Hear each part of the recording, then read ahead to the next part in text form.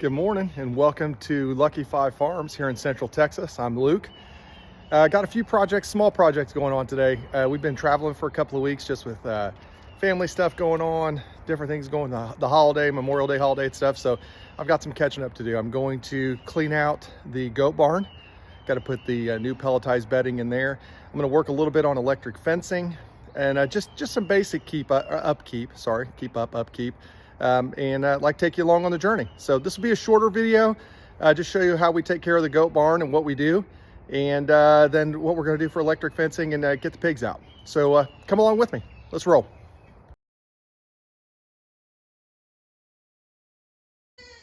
As we've shown you before, we use the pelletized bedding here inside of their area. As you can see, it's a little sloppy, a little messy now. They believe they're going to get something to eat. That is not the case. But basically, I have to shovel all this out, and then we're going to replace it. Now, typically, I have been able to use the tractor. It is too muddy. I am not going to be able to use the tractor. So I am just going to exit out this side of the barn and spread it around. So we'll put it in time-lapse mode and let everybody take a look and see.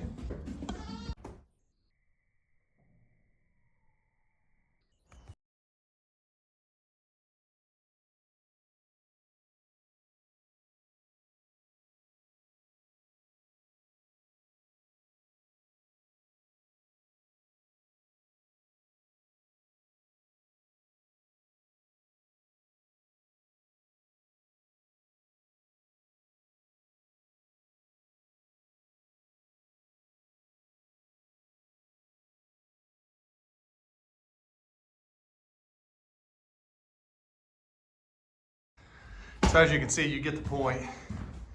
I'm scooping out of here and then I'll take a broom and clean a lot of this up, but you see how deep that is. I try to get it 3 to 4 inches. And if you'll look, one, I'm coating the bare dirt because we need to coat the bare dirt because it gets pretty muddy and just nasty. But also, as you know, goats are primarily vegetarian. They are 100% vegetarian. In their little poop spreads a lot of seeds. So as you can see, I'm tearing it up over there, loving eating those leaves off of there. We'll give them more to grow and more to do while they're over here eating and playing around. I do the same on this side. If you notice, there's a pretty big area right here. Typically, I would use the tractor bucket and take it farther away to some of the other bare spots we have. Today, I'm putting right here. So I'm gonna finish cleaning this. I'll show you the finished product, and then we'll go from there. All right, final clean. Swept it out through here a little bit and then through here. And you'll notice I didn't take it all the way down. I take it all the pee. I don't have a better way of putting that. I'm sorry, it's probably not politically correct, but I take all the pee and compacted stuff out. And then what you'll see is I'll put about 4 inches of the pine pellets on top of it, and it'll bury that all down. That's what I've been doing. If you put some suggestions in the comment box, let me know. Maybe I'm doing it wrong. Love to learn. But that kind of swept this out. Just get it cleaned up a little bit. And then this, I really honestly go by, if I open the barn doors and it smells like urine in here, I clean it out. I don't want them living in a strong ammonia smell. So I will move a little bit more of this around and then dive back in and show you what it looks like finished. Project 1, cleaning out the goat barn. All right, here's finished product. Bags on top, you can see it's nice and clean. Now smells like pine shavings versus urine. And I will put more in as we go. As you can see their foot tracks across there. What you're looking for when you're scooping this out, you don't have to get all their little poop out. You're trying to get the compacted areas that have urine in them out. And then your finished product should be this, where it's nice and smooth, and you've got a couple inches of the pine horse pellets, which are here. This is the brand we get from Hill Country Seed and Supply. They're a partner of ours. It's made for horse bedding, but it works perfect here. Lasts for a long time, and honestly, it's super easy to take care of. You see, today I told you I did it without the tractor. Not the way I'd prefer to do it, because I'm getting too old for that. But then the finished product looks pretty doggone good. So now, we're gonna wrap up here and move on to electric pig fencing. We're starting out the morning with the best helper, a solid 15-minute helper here. We are going to drive our rebar stakes into the ground for electric fencing. We're going to get pigs moved today. Bettis is going to do his best to stay engaged, but he is a house dog. 15 minutes tops. He'll be back inside. In central Texas, sit down on the edge of this while we're filling up with water. It is a hot Saturday. In this video, I'm Luke. I've got some electric fencing installs that I've done. Did not go well. This is going to be a good example of when things don't always work when you are trying to be a recreational farmer and improve on your homestead, and you're trying to learn as you go. Here in where I particularly live, it's very hard to ground electric fence. Couldn't get the rods into the ground. I'll give you the Cliff Notes version, and we'll play some of the clips as the video goes. End up trying a hot, neutral, hot wire system. Pigs got out of that. So then we went to plan B and just put in an actual fencing, which I will show you here in just a little bit. But we also have our gilt, who is pregnant, who is due the end of August. Her name is RC. She has shown up to the farm, so I'll show you a little bit of that as well. Creating a second water, because we've got RC separate from the 3 barrows that are kind of like grazing and now in the grass, which you'll see here in a little bit as well. So just excited to show you what didn't work.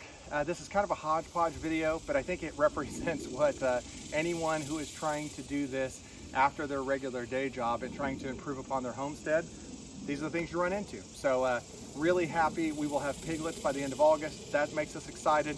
But I'm going to take you on a hot, sweaty, nasty Lucky 5 Farms in Central Texas day, and we'll get moving right now. So let's finish filling up the water, and I'll walk you through.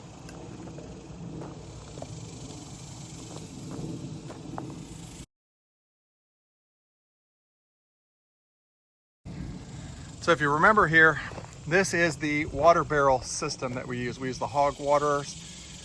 This, as you can see, is slowly but surely filling up. I rinse this out. This is one of the spent grain barrels that I get. Put 3 nipples on this versus the 2 of the other. But while that's filling up, let's walk you down here and we'll go see RC, our gilt. Shut this behind us. So this, if you remember, is the area where we had the 3 younger, 2 males, 1 female. This is RC. She is going to be our breeder sow, and she is just about as friendly as they can get. Came from just a really, really nice home. And as you can see, just cute little mama. Just got her in here this afternoon.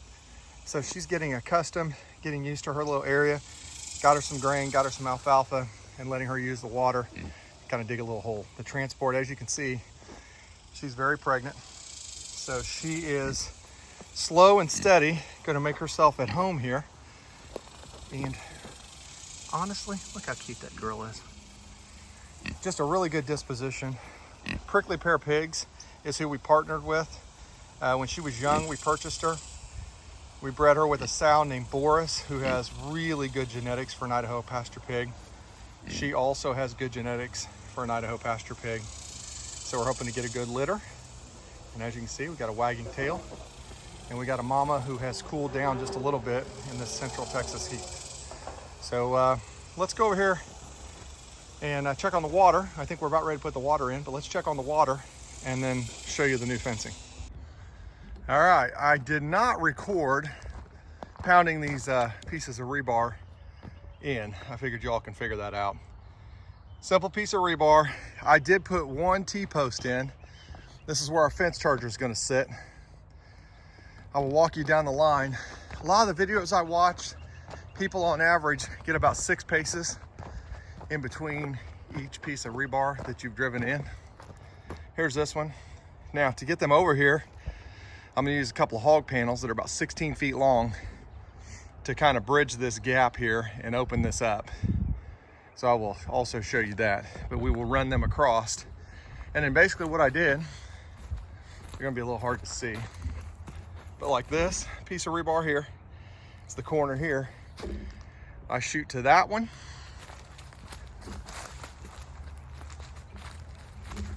And then straight down this road, and you see where I brush hogged, I cut that right in there. So everything to the right, we're gonna let them devour and clean up.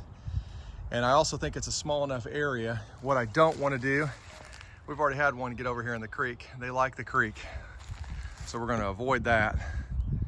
And ultimately try to get them trained on this and trained to the fence. They're a little older, so I'm not 100% certain how this training is gonna go, but I will take you along on the ride. For right now, I'm gonna go get the weed eater, and we will clean up this fence line here to where we know that there's no grass shorting out the electric wire along this fence line. Then I'll put the insulators in, and then I'll run the wire. And we should be getting daggone close to moving pigs and seeing what they do.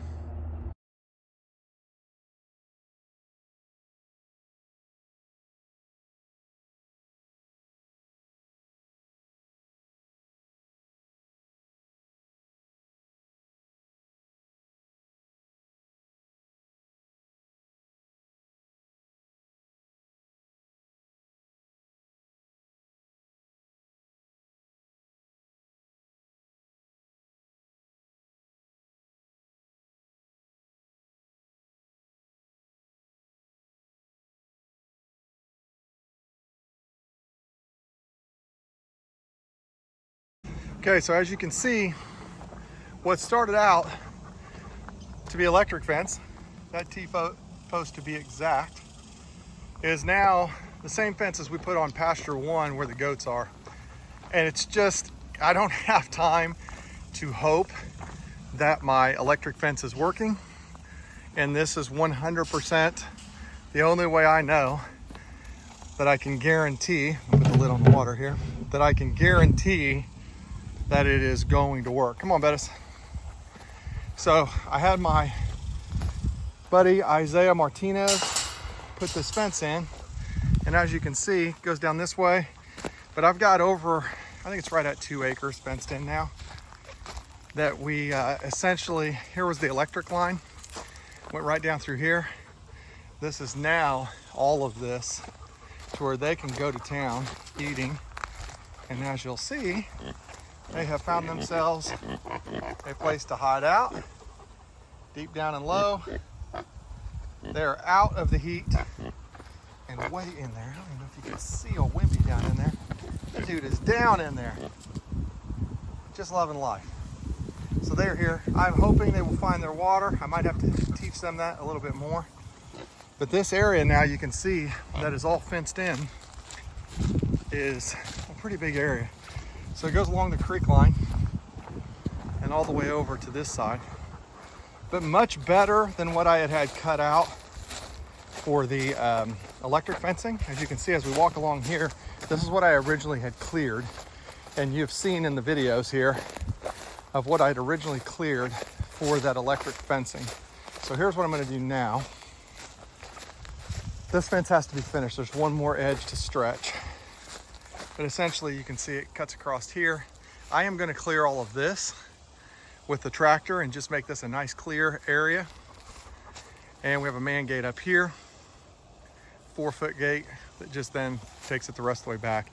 But they have a very large area here, which I am more happy. I spent more than I would have on a, I'll walk you this way. I spent more than I would have on the electric fence. However, this is a fence that will last me for as long as I'll live here.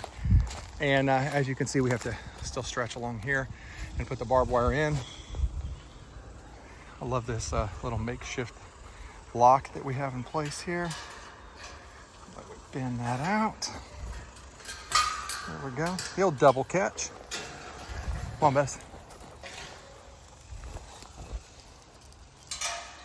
We will put this back through one-handed. I don't know how a lot of these content creators do this, but I'm doing it one-handed. So there. So you can see that. I'm gonna clear this out, make it a nice area. But as you can see, this is the piece we'll stretch more. But it does go through this little gap and then on down and across. Big fan of the way he puts fence in. He does it the right way and does it to where it's gonna last me for some time. I think this is what I would probably say to you as I'm walking along here. Not everything goes the way you want it to go. Not everything goes the way you expect it to go. I thoroughly expected to be able to do electric fence across here, have no problems. This was an unexpected expense. It was money I didn't really want to spend, and it was something I didn't really want to do. But I think the outcome I'm very happy with, and it's a longer term solution, way better for the pigs. They got in there today and we're just eating the crud out of all the grass and everything. I will eventually move RC, our gilt, over there to where her and her piglets, when she has piglets, they'll all survive over there. And now we have a separate area for when they're young, we can separate them out. But that would be my push on this video. Best made plans change, right? When you're trying to do this part-time, your real job gets in the way, you run out of time, you get frustrated. Sometimes it's better to have somebody that knows what they're doing come and do it. And that's what I did with Isaiah in this fence. This is the third time he's done fence for me, and he did a fantastic job. So thanks for watching. Please subscribe, please like. I'll try to get better at this content for you. I know this isn't very meaningful, but hopefully it shows a little bit of what we're doing here. So like, subscribe, and keep enjoying these hot days in Central Texas. Adios from Lucky 5 Farms.